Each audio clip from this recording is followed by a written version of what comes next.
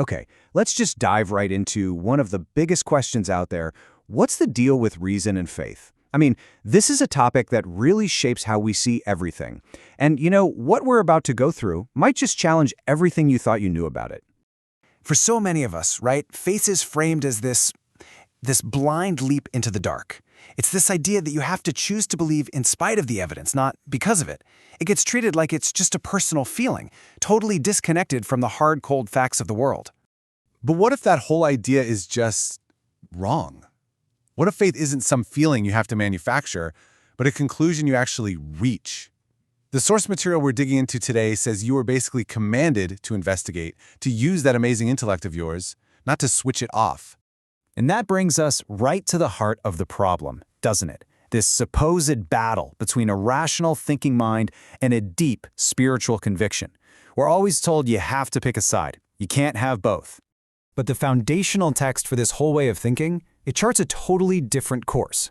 And get this, it's not a suggestion. It's laid out as a promise, a methodology.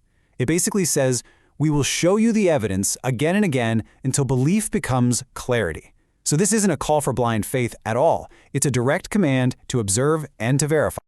So how does a promise to show signs turn into a real practical method? Well, that's exactly what this next part is about. It's about building a structured way to get to certainty, turning what seems like a philosophical question into a systematic investigation. The first big concept you have to grasp is ayah. Now, in this context, it means way more than just a verse in a book.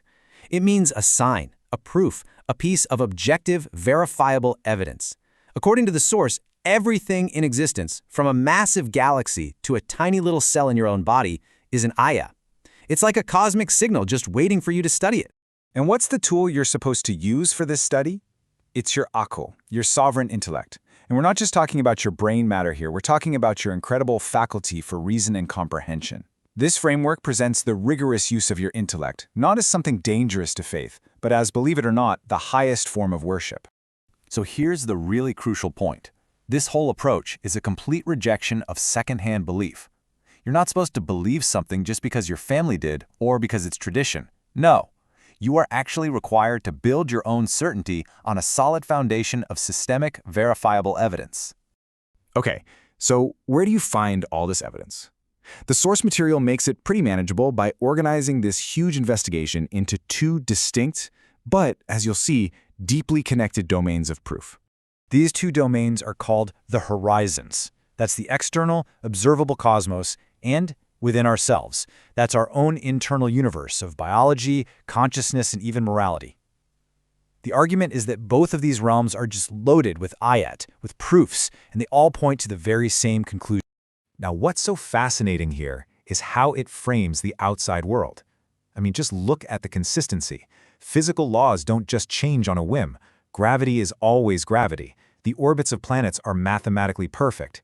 This unbelievable, unwavering order is presented as proof of a single, rational source that isn't in conflict with itself, right? Chaos might suggest many sources, but order implies one. And this is a massive shift in perspective. Suddenly, science isn't the enemy of faith anymore. It actually becomes the methodology of faith. A physicist who's calculating an eclipse isn't disproving the divine, they're decoding the creator's blueprint for how the universe works. Then you turn that investigation inward. The source points to the absolutely staggering complexity of our own biology, things like DNA replication or our neural networks, as an internal proof.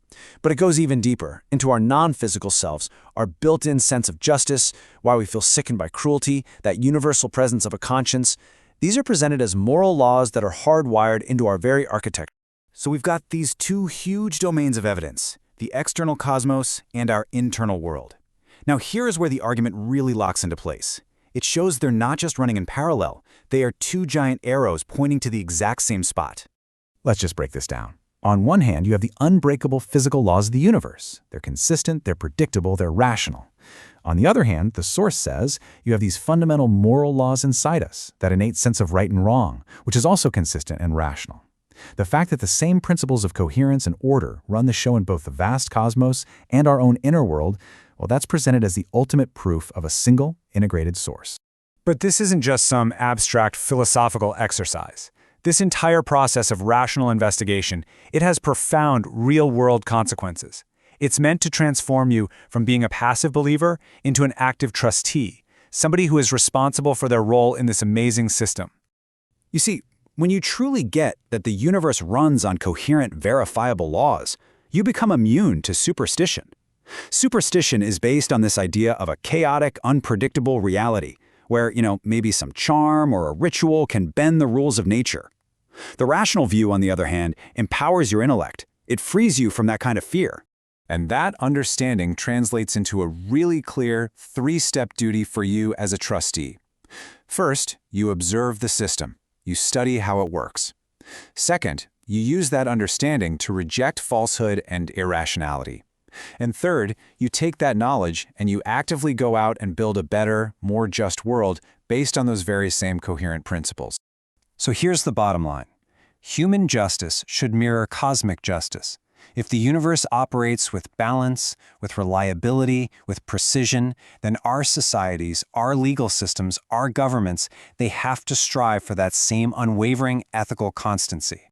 And this, right here, is really the ultimate takeaway from all of this.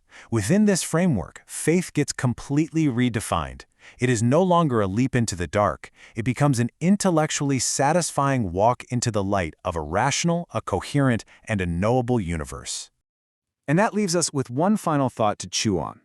What actually changes for you, for me, for all of us, when we stop passively believing and instead start actively recognizing the rational, coherent system that we are all a part of?